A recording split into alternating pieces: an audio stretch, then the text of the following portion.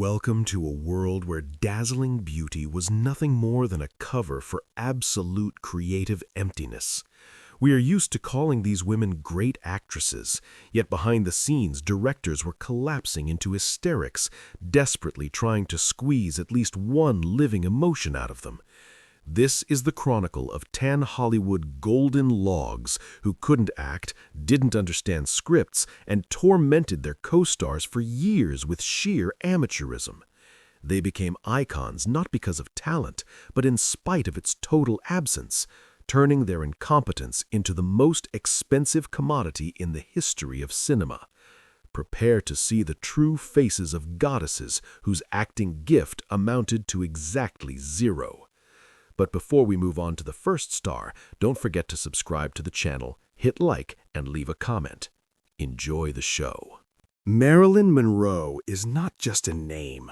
It is the central religious cult in Hollywood history, erected on a foundation of platinum peroxide and a fake, breathy whisper.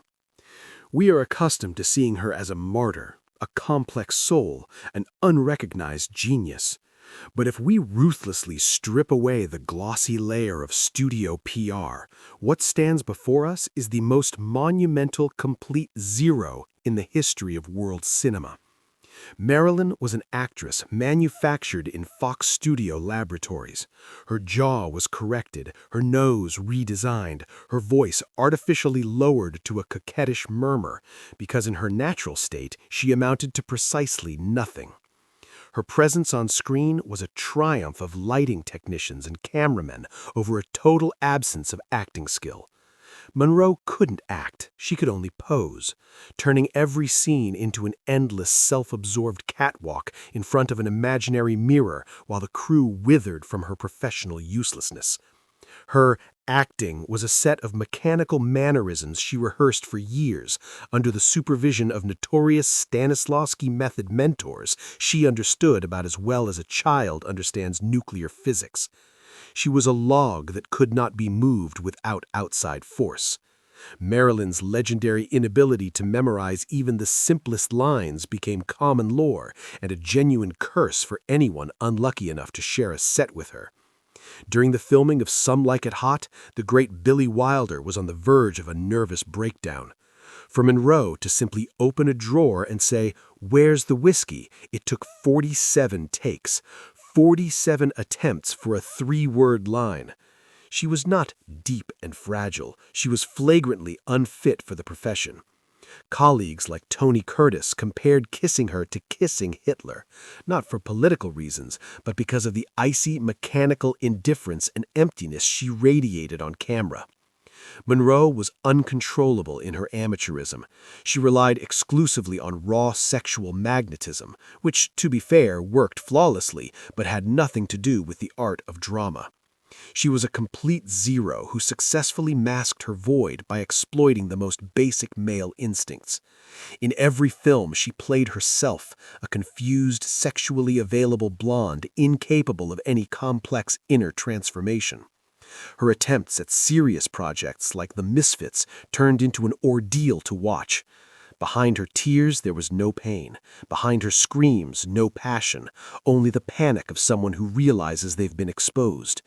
She was a mannequin editors stitched together shot by shot, cutting out the seconds where her face didn't look utterly meaningless. The tragedy of Marilyn Monroe was that she herself believed the lie about being a great actress. She spent thousands of dollars on psychoanalysts and acting teachers, but nature was merciless. Beneath the blinding shell lay a vacuum. She was a log artfully lit from every angle, creating the illusion of life where there was only a carefully engineered commercial function. Her entire image, from the sawed-down heel that shaped her walk to the habit of licking her lips, was a counterfeit, backed by not a single grain of innate talent. Marilyn remained an icon only because Hollywood learned to sell packaging instead of content. She was the triumph of marketing over talent, living proof that if you tell a crowd long enough that emptiness is art, the crowd will start to believe it. Monroe was and remains the greatest complete zero, whose celluloid facade turned out to be stronger and more enduring than any real acting destiny. Jane Mansfield. If Marilyn Monroe was a refined creation of Hollywood's alchemists, then Jane Mansfield was her cheap plastic knockoff, churned out in massive quantities for those who lacked the patience for the original's polish. Mansfield was the apotheosis of Hollywood bad taste, a complete zero squared by suffocating corsets and gallons of hydrogen peroxide. Her appearance on the firmament of the Golden Age was not the result of talent or creative search, but the product of an aggressive, almost absurd form of biological marketing. Jane was an actress whose professional abilities ended precisely where her extreme cleavage began. She was a block of wood in the most caricatural sense of the word, inert, fake, and utterly hollow inside.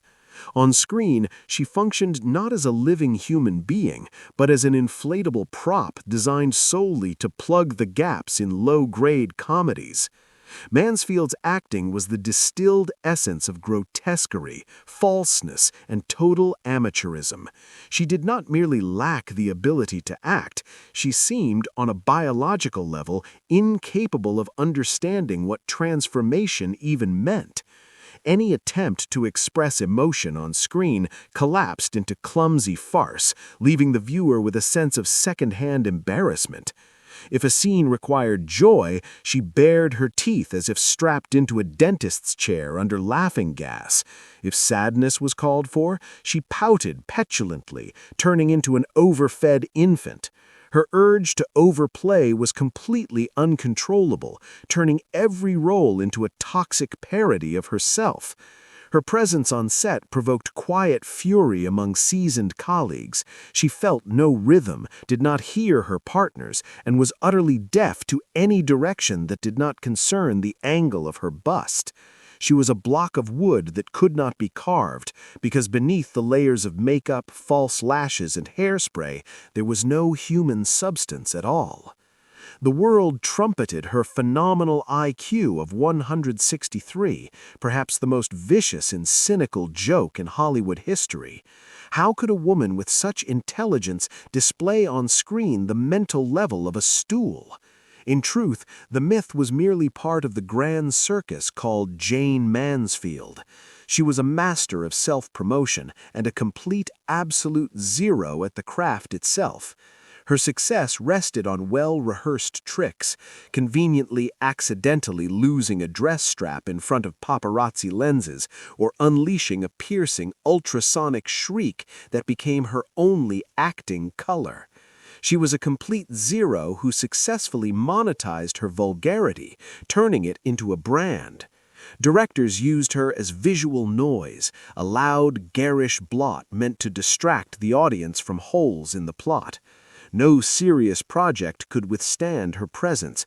She destroyed any atmosphere with her deliberate artificiality and total lack of dramatic weight. She was a corseted block of wood that could not distinguish between performance and cheap fairground spectacle. The tragedy of her career lay in the fact that she never managed to escape the persona of the smart woman playing a dumb blonde, because in reality there was simply nothing there to play. Behind the mask of perpetual astonishment and the pink outfits lay an emptiness that neither 5 children, nor 3 marriages, nor endless scandals could fill. She was a block of wood swept along by the current of cheap popularity until it shattered against the reefs of oblivion and the corrosive mockery of critics. Mansfield remains in memory as a sorrowful symbol of the moment when Hollywood finally stopped pretending to be ashamed of its commercial venality and began parading blatant mediocrity as a crowning achievement of civilization. She was a hypertrophic caricature of femininity, whose life and death dissolved into a single, endlessly stretched tabloid headline. Jane Mansfield was a complete zero that shone brightly but without warmth, leaving behind only the scent of cheap perfume and the stark realization of how low acting as an art can fall when it is replaced by anatomical proportions.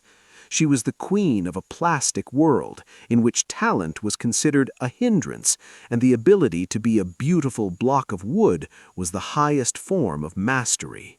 Esther Williams was perhaps the most peculiar form of a log in Hollywood history, a waterborne log.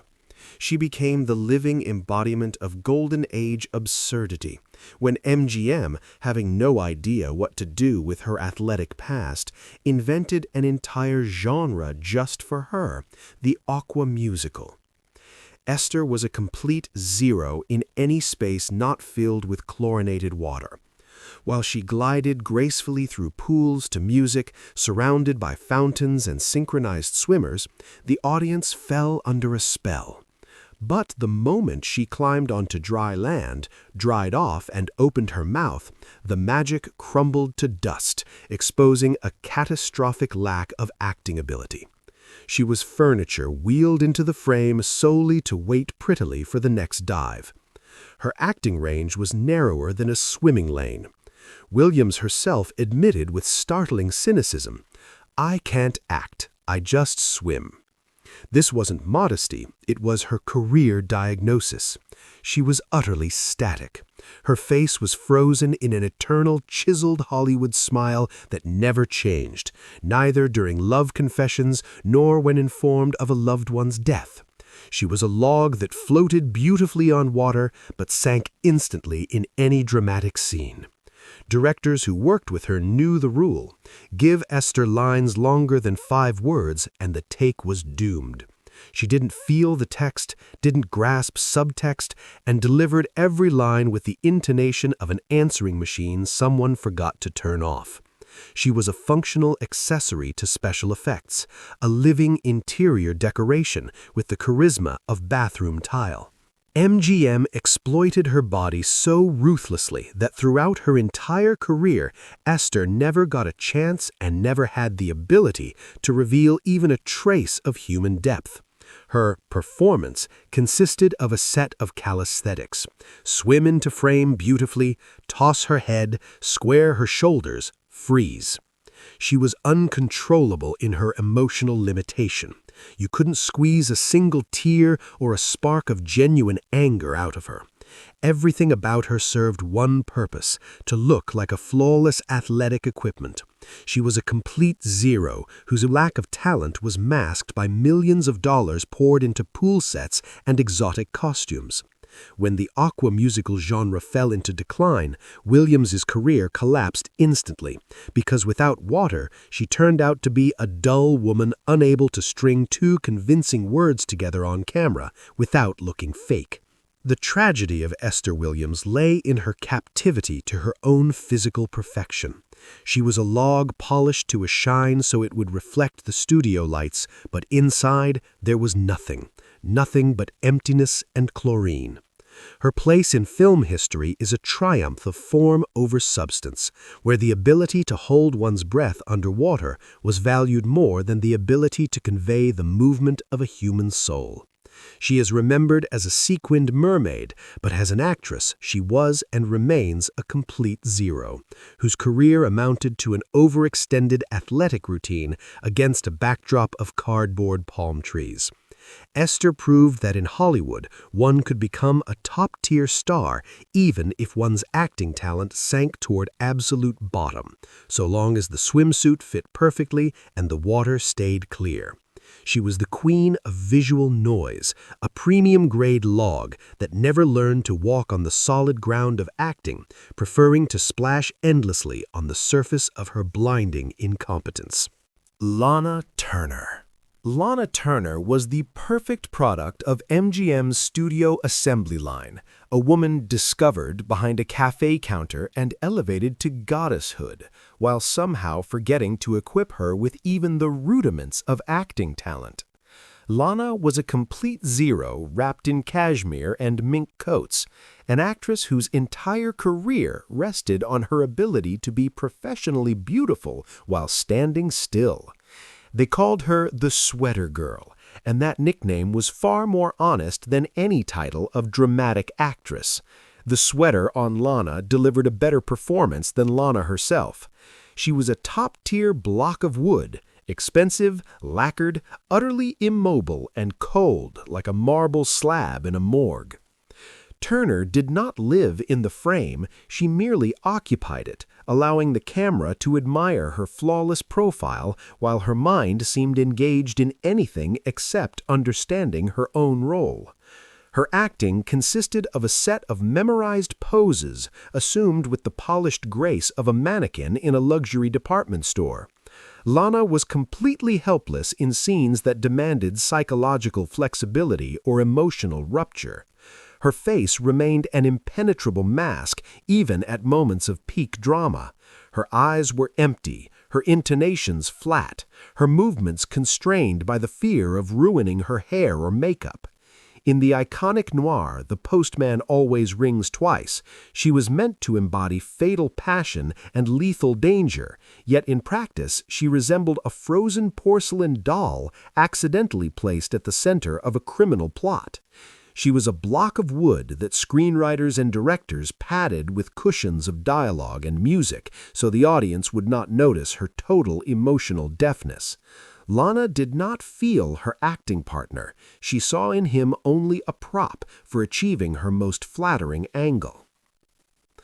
All of Turner's success rested on her private life, which was 1,000,000 times more gripping and dramatic than any of her films. Scandals, 8 marriages, affairs with gangsters, and the bloody drama of her daughter killing her lover, these were what sold tickets to movies bearing her name, not any mythical talent. She was uncontrollable in her self-adoration and her complete unwillingness to grow as a professional. Turner sincerely believed that her mere presence in the frame was enough to turn a film into a masterpiece. She was a complete zero who skillfully exploited the image of a victim of circumstance, translating her real-life suffering into clumsy, false performances on screen. Directors groaned under her inertia. It was impossible to spark even a flicker of sincerity in her, because behind the facade of the fatal blonde lurked a bored woman devoid of even the smallest trace of creative imagination. The tragedy of Lana Turner lay in the fact that she became a hostage to her own glossy image. She was a block of wood polished to such a shine that it lost all connection to living nature. Her acting lacked nerve, depth, and truth. It was an endless sequence of advertising stills glued together into 2 hours of screen time. She remains in history as a symbol of an era when appearance was the sole passport to immortality and acting skill was treated as an obsolete relic. Lana Turner proved that one can remain on the summit of Olympus for decades while being an absolute void, provided the makeup is flawless and the scandals dominate the front pages. She was the queen of stasis, a block of wood set in diamonds, who never understood that cinema is the art of a moving soul, not a beauty contest among porcelain idols. Hedi Lamar entered history as the most beautiful woman of the 20th century, and that fatal label became her only acting capital, which she squandered with astonishing indifference. Lamar was a complete zero sealed inside flawless facial features, an actress whose emotional palette was poorer than that of an ancient statue abandoned in a neglected park. She was called Hollywood's exotic flower, but in reality she was a log carved from the most expensive black wood, majestic, heavy, and utterly immobile. Hedi did not play characters. She simply presented herself to the camera, firmly convinced that her perfect profile alone was enough to justify multi-million-dollar budgets. Her screen presence was a triumph of stasis over motion. While her partners burned with passion or writhed in anguish, Hedi froze in the frame, afraid to blink lest she disturb the carefully constructed symmetry of her face. Her acting style was an icy wasteland with no room for living intonation or spontaneous gesture. Lamar was a complete zero in any scene that required even the slightest emotional exposure. She delivered her lines as if reading instructions for a complex device, flatly, distantly, with a faint note of boredom. She was a log directors used exclusively as a luxurious prop. In the grand epic Samson and Delilah, she was meant to embody deceit and consuming passion, yet what the audience saw was merely a very beautiful woman diligently changing into expensive costumes and staring into space with a glassy gaze. She was perfectly sealed off. No directorial intent could penetrate the armor of her self-admiration and professional limitation. Hedi lacked any acting nerve. She was a mannequin mistakenly granted the ability to move around a film set. The great paradox of Lamar was that off-screen she was a woman of extraordinary intelligence, an inventor far ahead of her time. But that brilliant mind did nothing to help her acting career. If anything, it made her performances even drier and more calculated. She was a log that thought too much about how it looked from the outside and far too little about what her character felt. Critics despised her emotional stinginess, and co-stars complained about her coldness, which killed any chemistry on screen. She was uncontrollable in her passivity. Lamar considered acting an unworthy price to pay for her beauty and had no desire to invest effort in mastering the craft. She was a triumph of form devoid of content, a woman whose contribution to science outweighed her entire long film career, made up of a chain of monotonous, empty roles. The tragedy of Hedi Lamar lay in the fact that she was too intelligent not to recognize her own lack of talent, yet too proud to change anything. She remained in history as a frozen goddess, a premium-grade log that never managed to thaw under the rays of Hollywood fame. Her career was an endless parade of beautiful gowns and impeccable makeup, concealing an actress incapable of drawing a single sincere tear or smile from the audience. She proved that one can be a genius in science and a complete zero in art, provided one's appearance allows one to remain silent on screen, while the world gazes spellbound at a perfect but lifeless facade. Hedi Lamar was and remains a symbol of the intellectual log, beautiful but utterly useless within the machinery of great cinema, whose cold beauty never became art. Dorothy Lamour. Dorothy Lamour was perhaps the most predictable, one-dimensional, and static feature of the Hollywood landscape of the 1940s. Had there been a quality standard in those days for the role of exotic furniture, Lamour would have been its absolute benchmark. She was a complete zero, whose long career was quite literally wrapped around a single piece of fabric known as the sarong. Dorothy was a tropical block of wood that Paramount Studios carried for years in the same luggage as the comedy duo of Bob Hope and Bing Crosby. She served as a necessary backdrop, a visual lightning rod against which the comedian's jokes sounded sharper and the songs more melodious. But as an independent creative force, Dorothy Lamour simply did not exist. She was a function, a living mannequin designed to display ethnic costumes and flawless hair against cardboard palm trees and painted sunsets. Her acting had the depth and substance of a puddle left behind after a 5-minute tropical downpour. Lamour's entire emotional range boiled down to two basic states. Either she gazed languidly into the camera, portraying a mysterious daughter of the jungle, or she smiled coquettishly at her star partners while waiting for them to finish their next sketch. She was a complete zero in any scene that required character, will, intellect, or even the faintest trace of personal development. Lamour was a block of wood used by screenwriters and directors solely to dilute male humor with a mandatory dose of female sexuality approved by the censors of the time. In the endless series of Road 2 films, her task was painfully primitive: stand beautifully in profile, join in at the right moment, and stay out of the way while the real stars did their work. She possessed no acting flexibility whatsoever. Her intonations were wooden, her facial expressions frozen in an eternal, obedient anticipation of the command cut.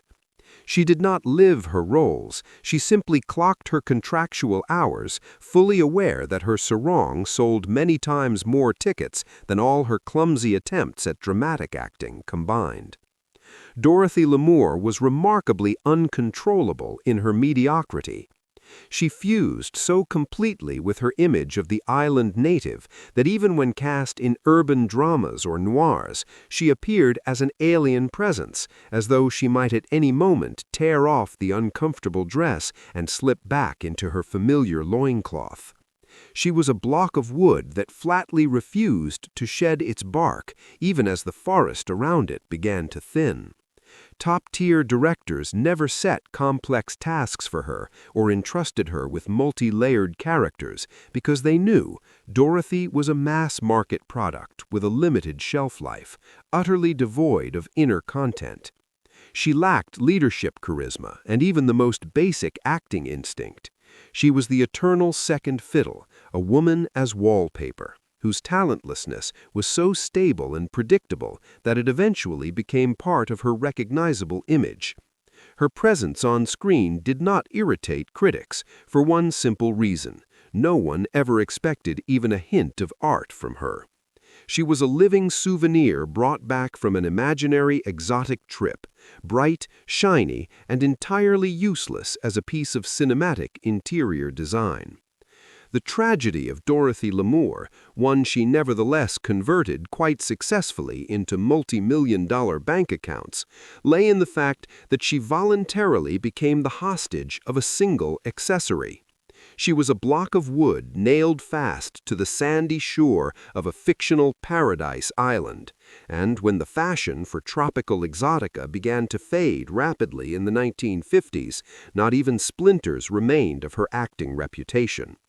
She entered history as a symbol of functional, assembly line talentlessness, an actress whose stature was built on a scrap of cheap fabric and the ability not to block the light from genuine talents.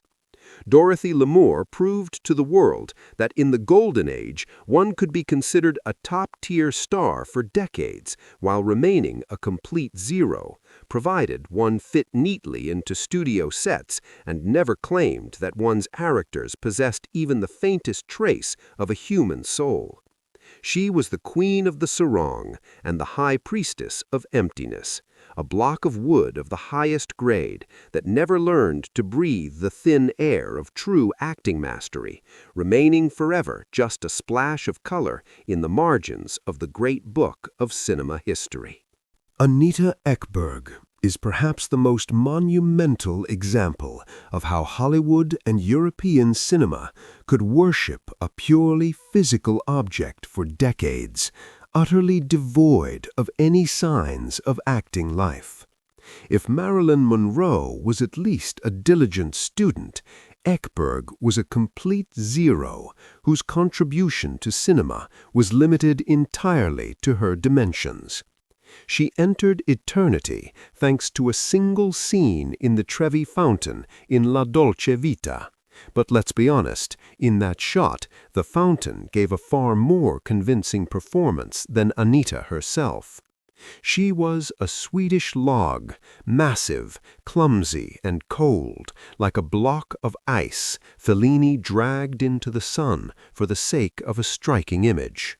She was not an actress, she was an architectural excess in the world of film, a woman whose talent didn't merely fail to exist, but seemed to dip into negative values. Her manner of acting, if the word even applies to Ekberg, was a parade of absolute emotional deafness. Anita had no grasp of the difference between dramatic tension and posing for the cover of a men's magazine. In every scene, she looked as though she were waiting for a photographer to say freeze, completely unaware that any action was unfolding around her. She was a complete zero in dialogue. Her voice lacked color. Her intonations resembled the recitation of a roadside diner menu. She was a log directors moved around the set like a bulky wardrobe, impressive to look at, visually effective, but utterly pointless to the story. Ekberg was uncontrollable in her rigidity. She was incapable of producing genuine anger or subtle irony, replacing everything with her trademark mask of haughty indifference. She was a living monument to herself, a monument of flesh in which any trace of acting nerve was entirely absent. Hollywood tried to turn her into a new goddess, but quickly realized its mistake. Ekberg was professionally unfit for serious roles, lacking even the minimal flexibility required to function within an ensemble. She was a log that stuck out of every frame, shattering any belief in what was happening with her deliberate artificiality. Her success was the result of a lucky convergence of circumstances and Fellini's genius, who used her not as an actress, but as a symbol of empty, overflowing sensuality with nothing behind it but a vacuum. Outside the context of great directors, Anita Ekberg instantly reverted to what she truly was, a dull, limited woman, unable to string two words together on camera without looking like a mannequin in a shop window. She was a complete zero who successfully exploited her appearance until it began to fade, after which not even a memory of her acting reputation remained. The tragedy of Anita Ekberg lay in her total creative impotence. She was a log that never managed to put down roots in the soil of real art. She remained in history as a sex bomb without a fuse, a beautiful shell containing not even a spark of talent. Her career was an endless sequence of roles in which she played the most beautiful woman in the room because she was simply incapable of playing anything else. Ekberg proved that one can become a global legend with nothing in one's arsenal but a generous bust and impressive height, provided one happens to step into the right fountain at the right time. She was the queen of visual pomp, a planetary-scale log that never understood that acting requires something more than the ability to look striking while getting soaked under the gaze of movie cameras. She was and remains the greatest zero of European and American cinema, a woman whose fame was built on sand and whose talent turned out to be nothing more than an optical illusion. Kim Novak. Kim Novak was the last desperate experiment of studio boss Harry Cohn, who dreamed of creating his own Marilyn Monroe, but ended up with the most expensive, coldest, and most unwieldy block of wood in the history of Columbia Pictures. Novak was a complete zero draped in lavender silks, an actress whose presence on screen often resembled a state of deep hibernation or severe concussion. While other actresses on this list at least attempted to imitate life, Kim elevated her acting helplessness into a kind of doctrine, disguising the total absence of talent behind a mask of enigmatic detachment. She did not play mystery, she was a mystery to directors who puzzled over how to make this frozen mannequin change her facial expression even once over 2 hours of screen time. Her manner of acting was so stiff and wooden that Alfred Hitchcock, working with her on the masterpiece Vertigo, existed in a state of permanent rage. He called her that head with nothing in it, and it was the most precise description of her creative potential. Kim was a complete zero in terms of emotional output. Her gaze always seemed glassy, as if she were looking not at her partner, but straight through him, trying to remember whether she had turned off the iron in her dressing room. She was a block of wood that Hitchcock used as a visual object, cold, pliable, lifeless, perfectly suited to the role of a ghost. But what worked in one film, thanks to the director's genius, looked like a professional disaster everywhere else. Novak was utterly devoid of acting spark. She moved through the frame as if wrapped in an invisible reinforced concrete corset that constrained not only her body, but the last remnants of facial expression. She was uncontrollable in her passivity. Kim Novak never lived a role. She merely allowed costume designers to dress her and lighting technicians to illuminate her cheekbones. Her attempts at comedy in films like Bell, Book, and Candle were painfully strained. She tried to be coquettish, but looked like a robot suffering a short circuit. She was a block of wood that refused to burn, no matter how much gasoline in the form of star partners and lavish sets was poured onto it. Her legendary sexuality was as sterile and artificial as the studio backdrops themselves. She was the triumph of packaging. Harry Cohn personally dictated everything to her, from her hair color to whom she was to dine with, fully aware that Kim herself was incapable of making a single creative decision. She was the perfect zero, a compliant instrument in the hands of powerful men, which broke once those hands loosened their grip. The tragedy of Kim Novak was that she was too beautiful for anyone to demand talent from her, and too empty to develop that talent even if they had. She remains in history as the Ice Maiden, an actress of one angle and one emotion, frightened indifference. Her career faded quickly once the era of studio dictators ended, because in the new, living cinema there was simply no place for such beautiful statues. Kim was a block of wood that never learned to breathe, remembered only as a lovely stain in Hitchcock's lens. She proved that one can be the muse of a great master while remaining an utterly talentless figure, whose acting gift was equal to the emptiness behind the frozen stare of porcelain eyes. Rita Hayworth was placed on a pedestal as the goddess of love, becoming the ultimate erotic dream of millions. Yet behind this dazzling title lay one of the emptiest and most tragic acting destinies of the Golden Age.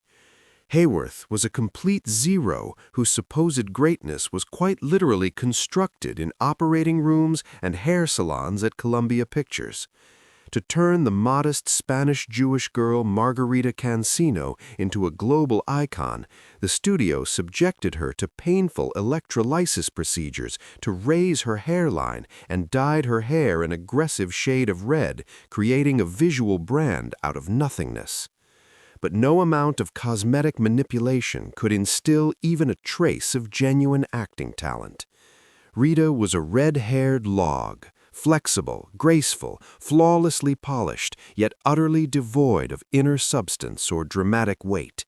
She was a marionette in the hands of tyrannical producer Harry Cohn, who used her as a sexual battering ram to smash box office records, caring little that beyond the dance floor, his goddess turned into an inarticulate and professionally helpless extra. Her acting amounted to a series of memorized, almost circus-like mechanical movements. As long as Rita was in motion, dancing or singing, in someone else's voice, since she had no real vocal ability of her own, she appeared alive. But the moment the music stopped and she had to speak, or worse, attempt a complex emotion, the magic evaporated instantly, revealing a gaping intellectual and creative void. She was a complete zero in terms of dramatic depth. Her intonations were flat and colorless, and her attempts at passion or rage looked like strained pantomime in a provincial theater for the deaf. In the legendary Gilda, her entire acting triumph boiled down to a glamorous toss of her hair and the slow removal of a single glove to music. It was a brilliant striptease elevated to the status of high art, but it had absolutely nothing to do with acting. She was a log that only came to life under the electric shock of musical rhythm. The rest of the time she remained a static, lifeless object, incapable of inner complexity or psychological nuance. Hayworth was strikingly passive and malleable. She never chose her own roles, never read scripts with a pencil in hand, and never fought for serious dramatic material because deep down she understood her catastrophic limitations. She was a complete zero who allowed men, first a domineering father, then greedy husbands and despotic studio bosses, to mold her into whatever suited them, from pin-up girl to femme fatale. Directors who worked with her often complained privately that Rita was a blank page with absolutely nothing to write on. She had no personal vision of her characters, no inner backbone, and none of that divine spark of madness that separates a great actress from a pretty magazine cover. She was a log drifting along the current of Hollywood fame as long as youth, plasticity, and freshness could mask a total lack of craft and understanding of the profession. Even marriage to the intellectual giant Orson Welles failed to elevate her. In his noir, The Lady from Shanghai, she looked like an expensive, temperamental accessory whom the director, out of desperation, cut and dyed blonde in an attempt to force her to act through a radical change of image. The miracle never came. Beneath the new hair color lay the same ringing emptiness and complete confusion about what to do on screen when dancing was no longer required. The tragedy of Rita Hayworth was that she was created solely to be looked at, not to be heard or taken seriously.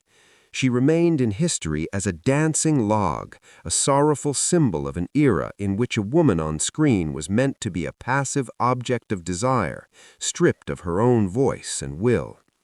Her career was an endless, exhausting repetition of the same image, performed with the obedience of a frightened child, but without the slightest understanding of human passion.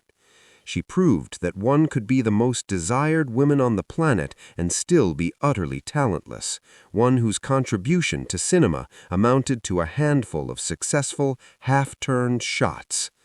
Rita Hayworth was and remains a complete zero in dramatic art, a woman who danced on the edge of her own professional worthlessness until the music of the golden age fell silent forever. Paulette Goddard. Paulette Goddard was perhaps the most cunning and enterprising of all the blocks of wood of Hollywood's golden age.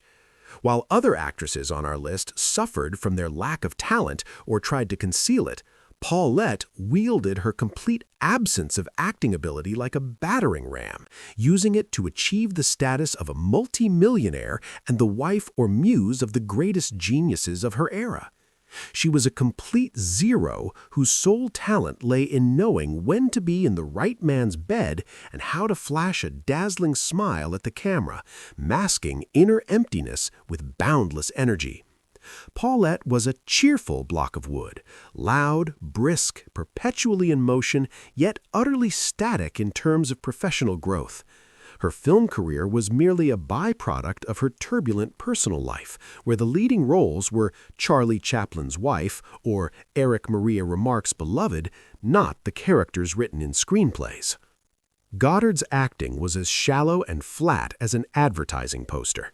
There was not a gram of psychology in it, not the faintest hint of dramatic depth.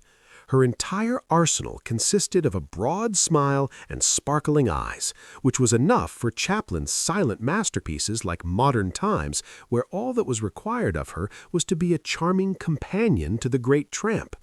But once cinema found its voice and demanded something more from Paulette than cheerful pantomime, she revealed herself as a complete zero. She was a block of wood that rolled swiftly downstream thanks to her connections and remarkable grip on opportunity, yet in any serious scene she looked like a foreign body. Her screen tests for the role of Scarlett O'Hara in Gone with the Wind exposed her professional ceiling with brutal clarity. She could produce neither complexity nor contradiction, remaining the same perky girl armed with a set of standard Hollywood mannerisms. Paulette did not know how to transform. She knew only how to present Paulette Goddard in different sets. She was utterly uncontrollable in her pragmatism. Directors understood that Goddard on set was not an actress, but a society woman who had dropped by the chute between buying diamonds and having lunch with magnates. She was a block of wood that could not be ignited by creative exploration because her interests extended only to fees and flattering camera angles. She lacked acting intelligence entirely. Her intonations in sound films were false and monotonous, her movements stripped of naturalness. She was the triumph of charm over craft, living proof that in Hollywood one could be considered a top-tier star for decades without possessing even the rudiments of talent, provided one had enough audacity and the right husbands. She was a complete zero who successfully converted her connections into cinematic immortality, leaving behind dozens of roles in which there is not a single living human note. The tragedy, or in her case, the commercial success of Paulette Goddard, lay in the fact that she was far too busy living her real life to waste time on the art of acting. She remains in history as an enterprising block of wood, a woman who carved her path to fame through the salons and bedrooms of great men, using cinema merely as a shop window for her beauty. Her career is a hymn of mediocrity that managed to deceive millions of viewers with a dazzling smile and impeccable self-presentation. Goddard proved that talent is merely an option, one that can be replaced by connections and an iron will to succeed. She was and remains the final chord in our gallery of golden blocks of wood, the queen of society columns and a complete zero in art, whose name is remembered only because it was written into the biographies of true geniuses, against whose brilliance her lack of talent shone especially starkly.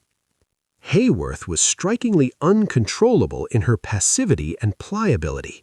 She never chose roles for herself, never read scripts with a pencil in hand, and never fought for serious dramatic material because deep down she understood her own catastrophic limitations. She was a complete zero who allowed men, first a domineering father, then greedy husbands and despotic studio bosses, to mold her into anything they pleased, from pin-up girl to femme fatale. Directors who worked with her often complained privately that Rita was a blank page on which there was simply nothing to write. She had no personal vision of her characters, no inner spine, and none of that divine spark of madness that separates a great actress from merely a pretty image on a magazine cover. She was a block of wood drifting along the current of Hollywood fame as long as youth, physical grace, and freshness could mask a total lack of professional skill and understanding of the craft. Even marriage to the intellectual giant Orson Welles did not help her rise above herself. In his noir The Lady from Shanghai, she appeared as an expensive, temperamental accessory that the director, out of sheer desperation, cut and dyed blonde, hoping to force her to act through a radical change of image. But no miracle occurred.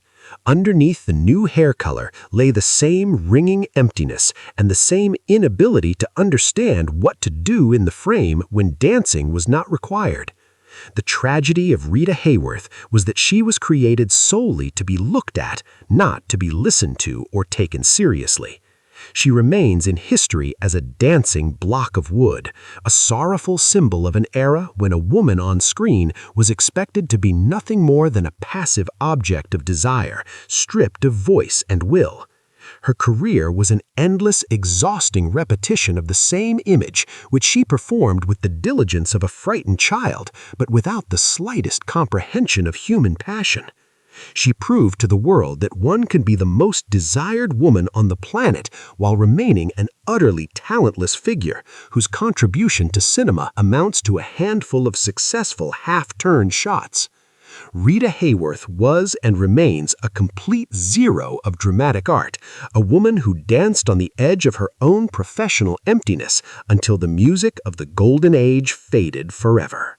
We have turned the final page of this chronicle of golden logs, and all that remains before us is a dense fog of hairspray, cigarette smoke, and counterfeit vows of eternal love. The history of classical Hollywood is not only a story of geniuses, but also a grand triumph of a magnificent deception.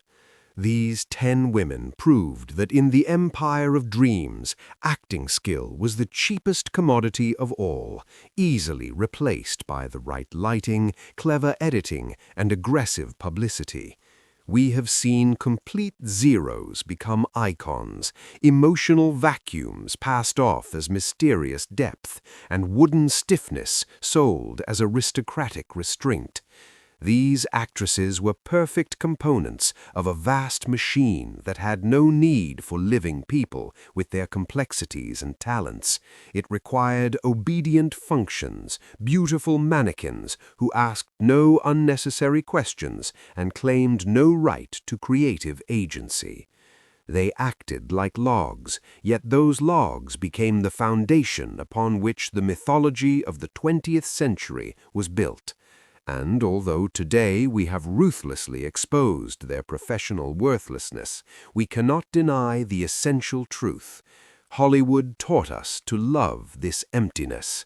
We continue to re-watch their films, fully aware of every false gesture, because within this idealized plastic incompetence there exists a peculiar, almost frightening perfection. They remained in eternity not because they could act, but because they allowed themselves to be turned into pure mirrors in which every viewer could see their own dream reflected.